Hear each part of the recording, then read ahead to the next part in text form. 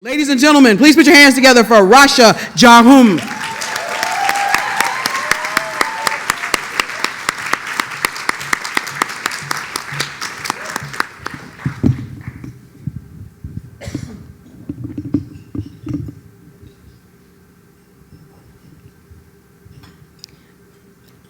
As I was growing up, I had my best friend. Her name was Rayman. And Rayman and I were inseparable. We did everything together.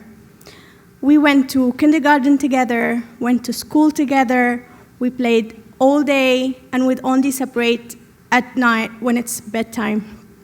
And we had to go out to our homes. And Rayman was taller than me, and so she assumed the role of my protector. And no one dared to annoy me when she was around. In 1986, there was a war in my home country, Yemen. We were 5 at the time. I was very terrified, but I also remember that the war brought us together, even more closer. There was this big explosion, and people started running, and including us. And I remember we had into 2 houses that were relatively away from the fire lines.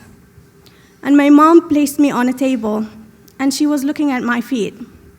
And I remember I was very angry at her because she didn't carry me as she did with my little sister. And so I stepped on rubble and glass. At that moment, Rayman came in, and she looked at my feet, and she told me that those injuries will heal to become beautiful scars. And she made getting hurt something cool. Times went by, and our bond grew even stronger. But in 1994, Yemen went through another war. And this war was even more devastating. So Rayman and I found ourselves displaced again, but still together. But by the end of that war, the devastation did not only affect the buildings and people's lives, it also affected the social fabric. And so my father and her father got into this disagreement, and suddenly I was not allowed to play with her or go to her or speak to her. What made it worse is that we had to relocate because of my father's job. And I remember I wanted to go and say goodbye to her, but my parents wouldn't allow me. And so we just left. The relocation was not an easy thing. We arrived at a relative's house where we stayed, which was hosting another 4 families. And I really wanted to call her, but my mom said that it's impolite to use the phone and add to the financial burdens of the hosting family. Then we moved to a rented home, and that home did not have a phone line at all. And so I couldn't keep in touch with her or call her.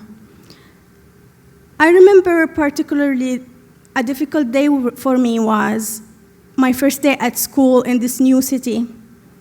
And I didn't know anybody, and I felt so lonely. And I kept thinking about Rayman, and I missed her so massively. And I thought, wow, she's so lucky. She's still in our old town. She must have now selected someone else as her best friend. She's enjoying and doing great. But I talked to my mom, and I told her I really miss my friend. And my mom, every time I told her that, she would repeatedly say this: just move on, don't look back, adapt to your environment. My mom thought that friendship is overrated. She told me a lot of stories about her friends and my dad's friends and how they have abandoned them at times of hardship. And so I moved on and I made friends. But then one winter vacation, my father took us back to our hometown.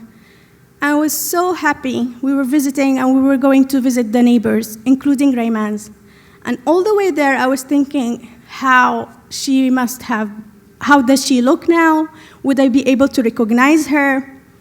The moment I saw her, she looked gorgeous. She still was taller than me. And I remember I was so happy, but I didn't feel that she had the same feelings. She had a straight face that looked slightly angry. We had a conversation. Then she went into her room and brought this box with our letters from when we were kids. And I would read them and laugh. And I would look at her, and she wasn't laughing. So by the time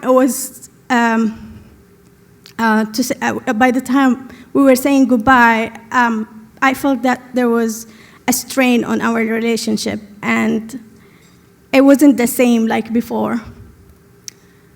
And so, years later, I was getting married, and I felt that I really want Rayman to be there with me. And I called her, and I told her, Rayman, and I invited her to my wedding. And I told her, please, can you make it? And she said, I couldn't. And so at that time, I took my mom's advice seriously, and I decided to move on. Until a couple of years ago, I got her phone number from a friend, a common friend, and I really wanted to reconnect with her. And I texted her, and she texted me back. And she was happy to hear from me. And I was so happy, and we kept in touch. And I learned that she has settled in Kuwait. She got married. She had 2 beautiful girls. And when we kept in touch, we decided were thinking about writing a book about our childhood adventures.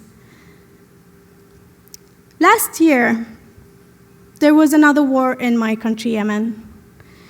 And this time I was based in Lebanon, and Rayman was based in Kuwait. And I found myself advocating for peace.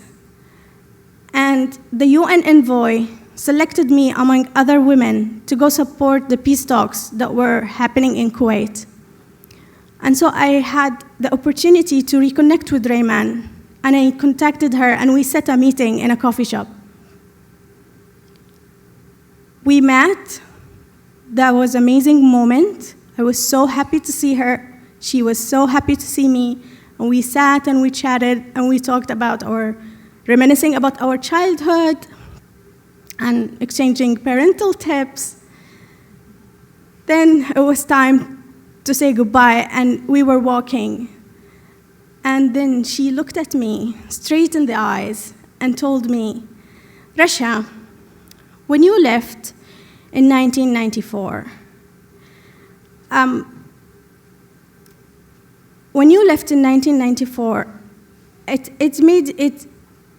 I felt I had trust issues, and I couldn't make any friends.